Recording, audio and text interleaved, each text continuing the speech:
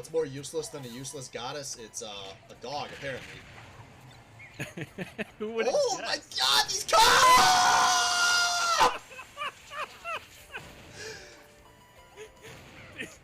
I said I was gonna pleasure myself to these highlights tonight, but I might not be able to wait, Slade.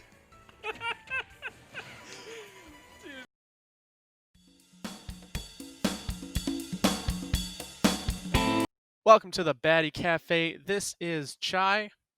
Albino Joe, we're done with Swiss, Chai. We are done with Swiss. For those of you listening right now, I'll tell you right away. We have now made the new and improved addition to the podcast. We have my voice cracked. Add that to Chai Can't Talk.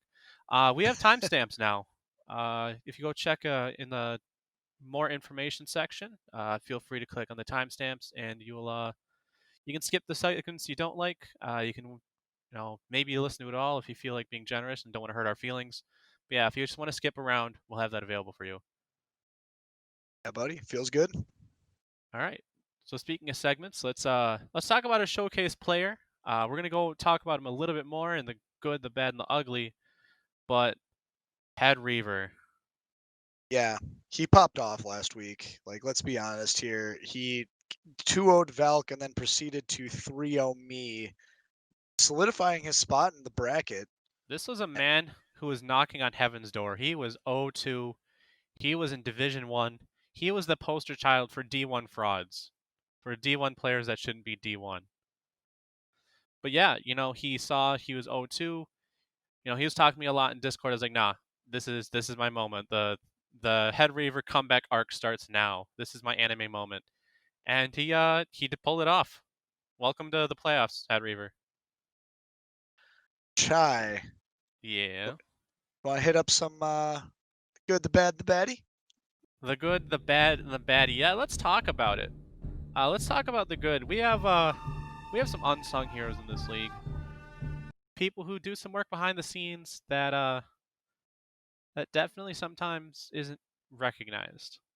We'll get into later on his details, but Thrifty's Senpai coming in hot and solving the bracket issue as to who needs to play tiebreakers, which ended up being Lars and AJS having to play the tiebreaker match, and it was able to get it in a time that was not super late. We didn't have to delay anything. Lars and AJS were still able to play after the stream, and we even streamed it too. But Thrifty Senpai, along with the rest of the team that was working at that house, going through all the details, were able to cobble information together and made sure that we stayed smooth going into the playoffs. Yeah, Zedekis, Tree, AJS, and Thrifty were all a part of that, with Thrifty leading the charge. Thank you, 30, for your bracket busting services. Joe, I kind of have a hard time talking about the bad on this one. But about 2 weeks ago, we had the Chai Invitational, where we have the top 8 players of division, the ones who have buys, and yeah, they face off in a crew battle. But the teams were Can Cows and Boxed Bulls. KK was the team leader of the Can Cows, Kaiser the team leader of the Boxed Bulls.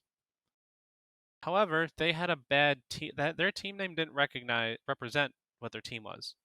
Their team was the KKs. Because it started off close. And then Papa KK comes out and absolutely dumpstered the shit out of your team. Yeah. Like, there were 3 people with 3 socks each. Me, Duds, Kaiser. A 1 seed, a 2 seed, and a 3 seed. We could only take 2 stocks off of him. He could take 9. But congratulations, Can Cows, Can KKs. You stomped us. And you're the winner of the second biannual Chai Invitational. Yeah. All right. You were part of this for our baddie, Albino Joe. Yeah. You're partially to blame. Yeah, no, it's not even partially. I think I am to blame.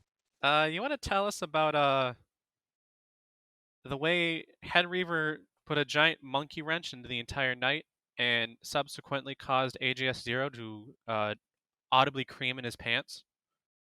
underachEEVER and myself had I think it was the second to last match of the night. After the fourth round of Swiss was established, and playing him left the burden of winning on my shoulders. Essentially, if underachEEVER lost that game, everyone, there would have been a very clear cut, 4 people that were not going to go into bracket. There's going to be 3 1-3 players and 1 0-4 player, and everything was in its place, and no math needed to be done. All the records lined up. But underachEEVER beat me, which made a 6-way tie with 2-2 records, and one of those 6 people had to go.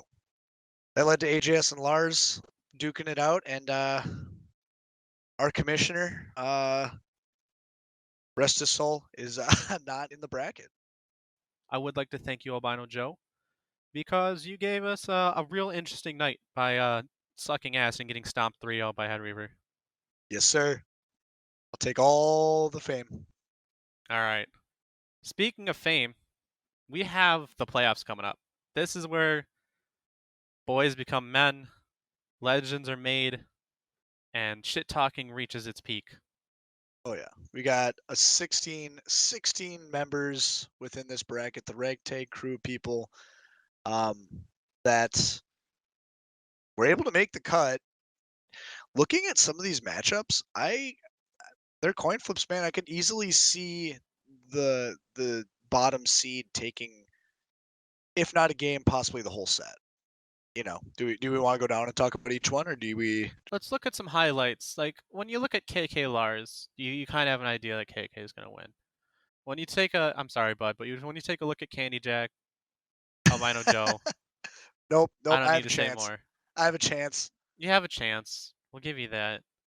But let's talk about some of the ones that could be really some real head scratchers. I'm taking a look at games like Mad Cow Blazed and Cax Mulletzor and My Wang and Disenchanted.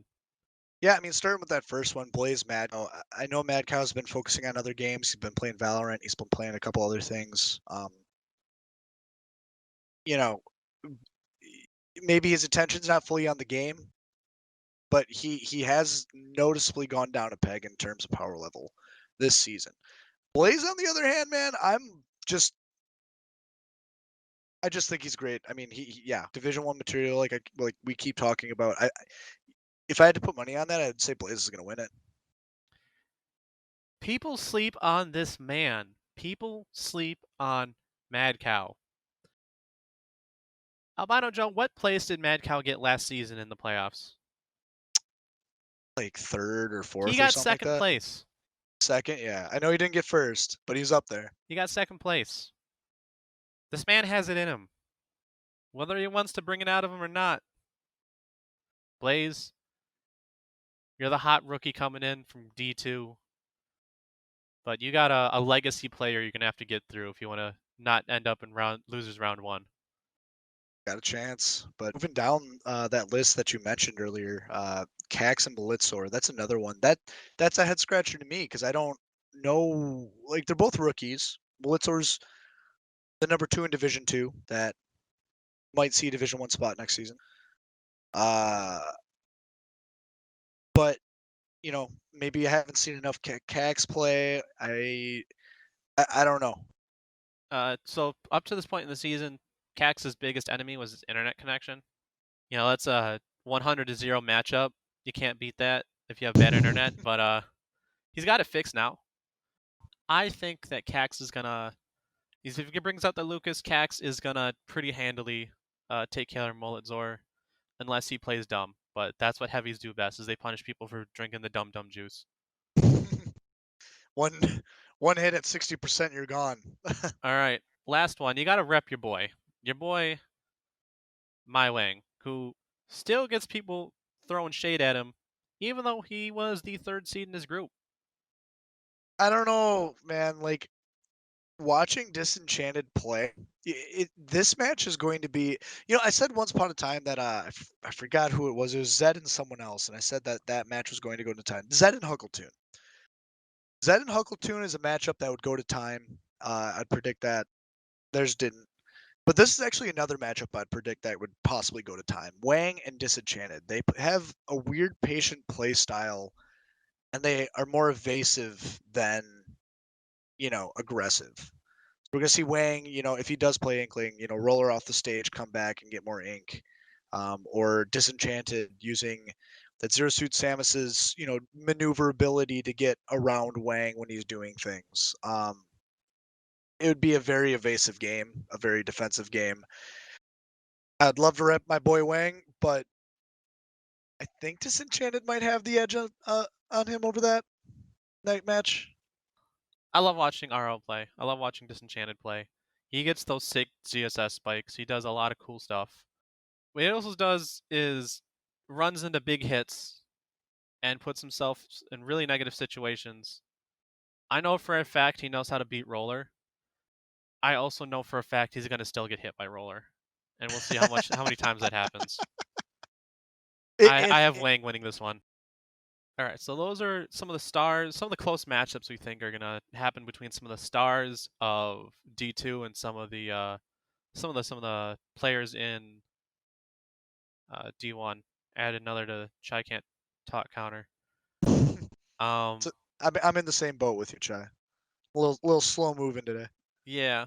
So, like every bracket, like if you watch March Madness or if you see just tournaments in general, there's always that name that goes under the radar that blows up and plays super well. There's always that top seed that absolutely poops the bed. So I'm going to give you a couple, because I'm going to be biased on this one, because I'm part of this. Albino Joe, I'm going to give you 5 people. It's going to be KK, Duds, Kaiser, Candy Jack, me. Those are usually considered the top 5 players in the league. Who do you think is most likely to play really poorly and exit the tournament earlier than most would expect? So not necessarily not trying to throw shade or anything like that, but I think Duds and Kaiser have the biggest enemy of quote unquote mind game or mental state or whatever it is, where if they SD once, well, there goes the whole best of 5. Which happens to everyone. Like people can come back on their last stock. It's not unheard of to be down on your last stock and then take 3 and win the match. So I think Kaiser and Duds are most likely, in my opinion, to shit the bed. Chai, that leaves you in the middle of that. I think if I had to go ahead. I'm going to stop you there because I want you to look at something real quick. If you bring up the playoff bracket, look at the bottom of that bracket. We got Duds Head Reaver, and then we got me versus Ooga Booga. Yep. Now, it's not exactly 0% odds that Head Reaver beats Duds, or Ooga Booga beats me, but if me and Duds win, that's round 2 we have to face each other. And we are some of the top contenders likely, as you kind of listed me, Kaiser, Duds, with you said Kaiser and Duds being the most likely. Me and Duds meet in round 2. We meet relatively early. So I think whoever loses match 16 right here at the bottom, that's it. I think they're gonna not be in a good headspace after that, and they're gonna be that's gonna be the buster right there between me and Duds because we meet so early. Are you throwing yourself in that headspace too? Like if you lose, you think you'll spare? Real? Because here's the thing: 16. Loser of 16 plays the winner of the person who lost 1 and 2. Mad Cow and Blaze, one of those two is going into the loser's bracket, and they'll probably be playing against Lars. Any way you shake it, it's a heavy fight. And then that person would face either me or Duds. Duds does pretty well against heavies. I despise playing against heavies. I hate it. I make mistakes. I drink the dum-dum juice. I don't want to play heavies. I don't know, man. I think you're getting the you're getting Mecha T syndrome where you're underplaying yourself a little bit there. I think you'll be just fine. But a lot of people have been underplaying Duds too. Yeah, well, again, Duds, like, Chai, if you want to be duds, like, poop in a bag, light it on fire in front of his house like 4 hours before you play him. He'll be like tilted from that, and then boom, you got the W. Like if you want to play dirty with them, All that's how right, you do it. duds. I'm not saying that I'm gonna light some fire or some poop on fire and leave it on your doorstep. But if I do, I didn't do that. If you see that, I didn't do that. If poop is on your Uh, doorstep and it's on fire, it certainly wasn't me. it is known. All right, but speaking of placements that many of us might not be confident in, this happens every tournament. There's always usually one person who was not projected to be top 8 that kind of just barely squeaks their way in. Just squeakity squeaks. Last season, Kaiser squeaked his way into top 8. He had to go through Swiss to make it. And season 2, it was Tree who squeaked in. Who do you think in D2 is going to most likely make it to top 8? Oh, from D2? Yeah. Oh yeah, I mean Blaze hands down is gonna make a top 8. Here's where I'm going to stop you. Blaze has all the ability in the world to make top 8. He has none of the bracket luck. I think he'll definitely beat Lars. I think he already beat him in Swiss. Don't quote me on that. But then he has to play me or Duds, most likely, in losers round 2. If he loses.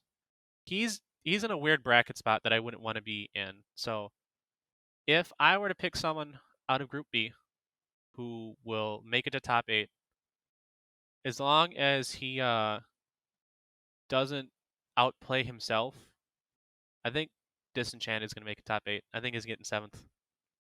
Yeah, this is gonna be a fun bracket. It's gonna be goofy. Yeah, it's going to be a hell of a ride. All right. So lastly, do note we have an interview coming up. The feature interviewee is going to be Mulletzor, a rookie who came in second place for the Group 2, coming in very strong, looking very, very capable to, even be able to be one of those candidates where you're talking about a D2 player making it into top 8. Mulletzor has that. He's got that juice in him. I think he can. You can't take him out the question. Definitely, the top 3 of D2 are the wild cards throughout all this. But yeah, we'll have him on the show in a little bit. But before that, I'd like to thank our sponsor. We mentioned him before, but it is Thrifty Senpai's bracket calculation services. Do you have 6-way ties? Do you have 5-way ties? Do you have bow ties? No matter the tie, no matter the placement, Thrifty's got your back. With his esteemed colleagues, Tree, Zed, and AJS, they will be able to solve any bracket situation for you for the grand sum of $3.99. If you're interested in this service, visit the website www.thriftybrackets.com and use the affiliate code Albino Joe, why did you have to lose and cause a 6-way tie? For 50% off.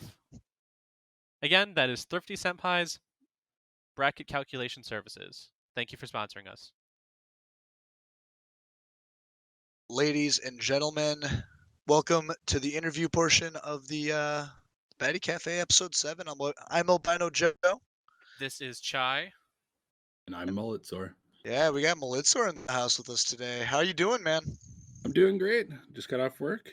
Here for a nice interview.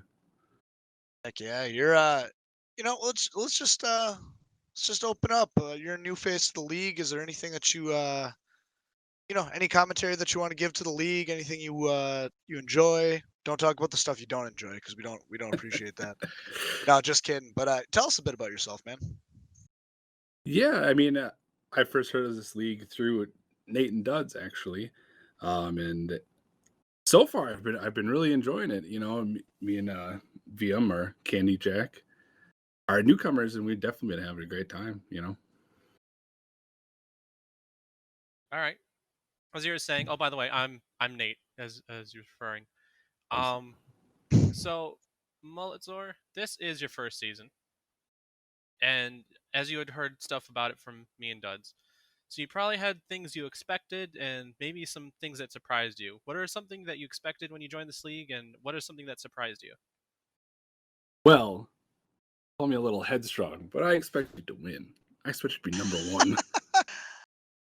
But if we look at the records here, someone took my number one spot. Good old Blaze. Yeah, man. He came in strong. Yeah. And the worst part for me, honestly, was he played Incineroar against me. And for some reason, that character is like my worst matchup. I have no idea why. I just dislike that character. Yeah. Ugh.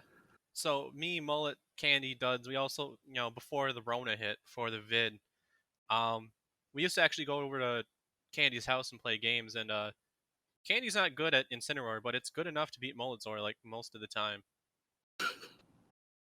Yeah.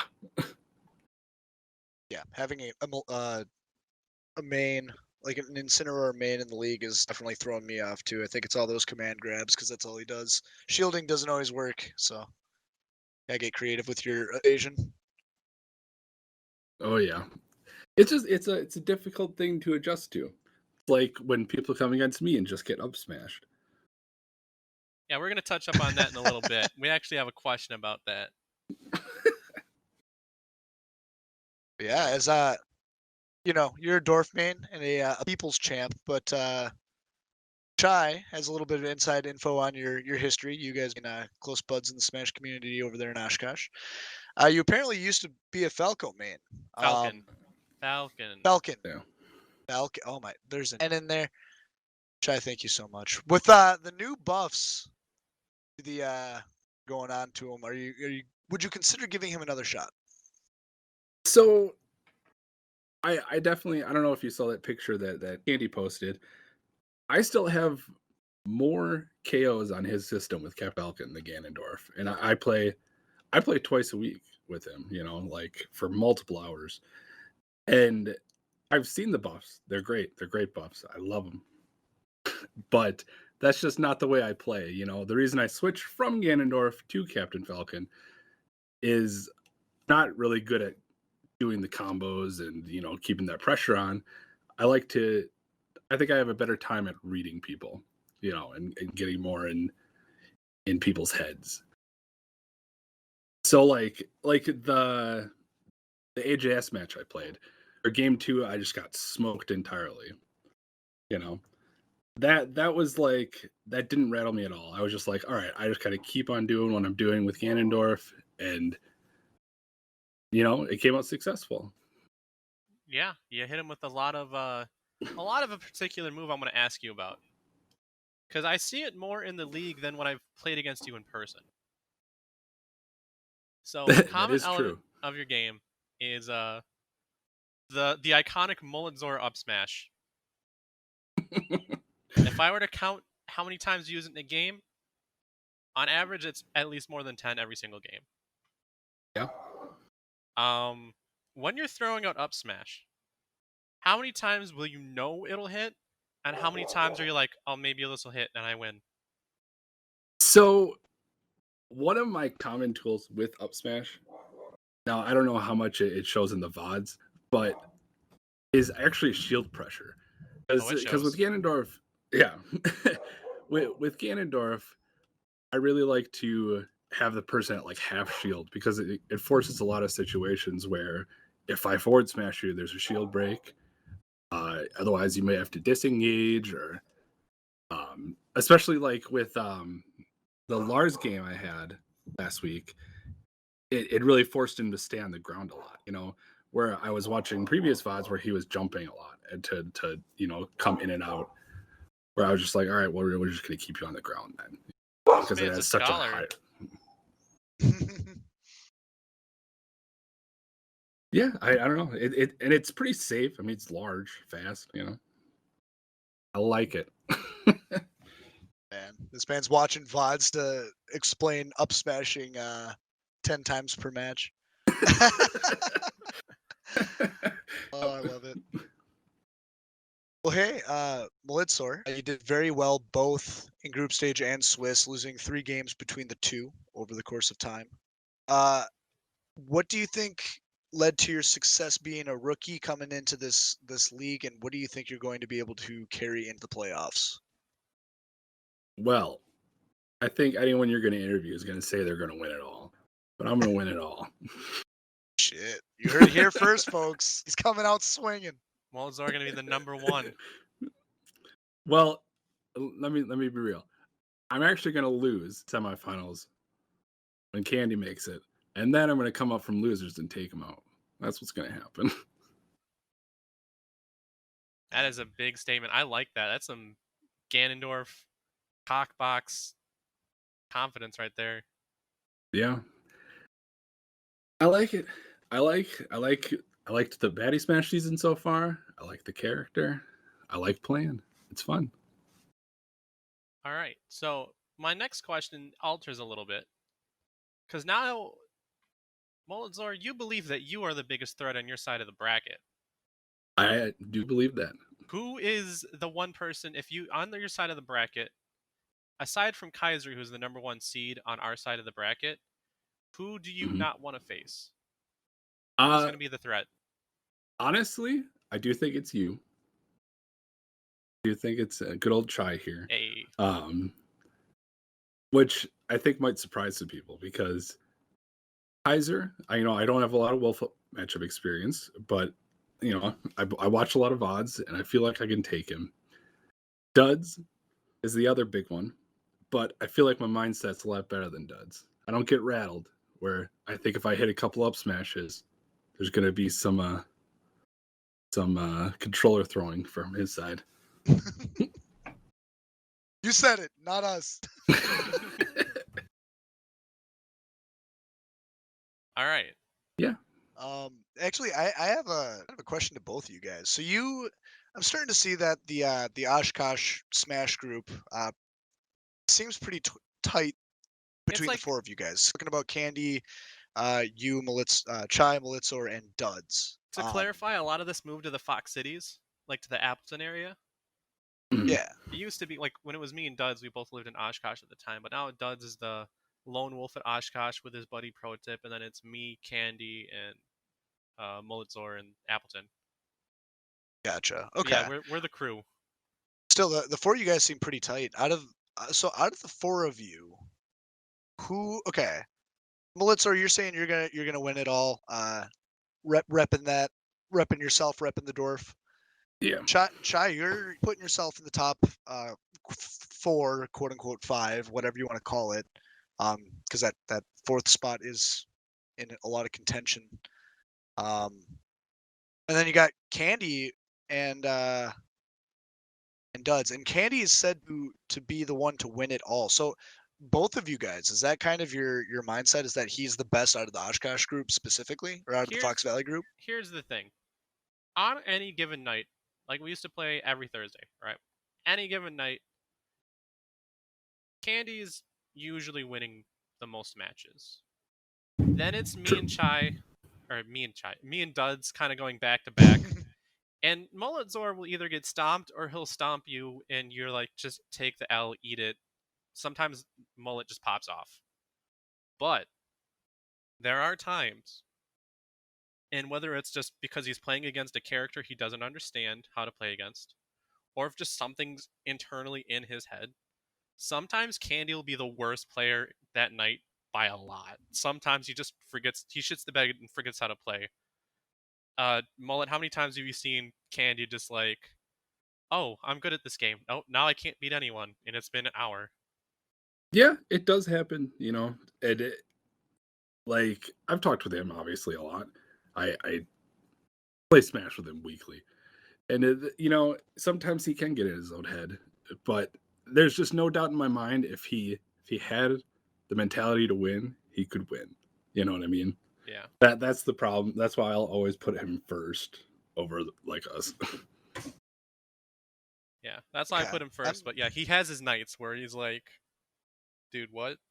But yeah, he's you can't question it. He's the number 1 out of us 4.